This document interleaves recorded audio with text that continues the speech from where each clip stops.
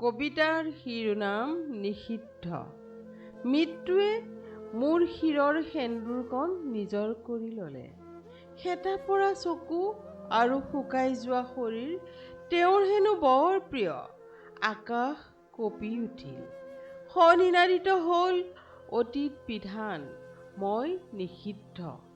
মোৰ তেজোদীপ্ত শৰীৰ চেঁচা হৈ পৰিছে।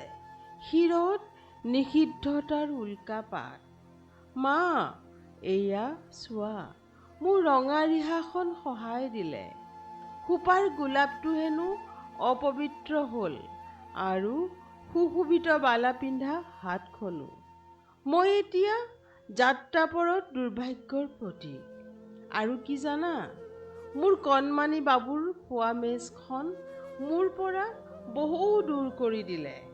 এতিয়া মই তাক আঁতৰৰ পৰা শিকাওঁ ভোজনৰ সকলো কৌশল। মোৰ স্পৰ্শ হেনো অশুচি, নিৰ্মালীও মোৰ শিৰত হয় অপবিত্ৰ। আকাশ কঁপি উঠে।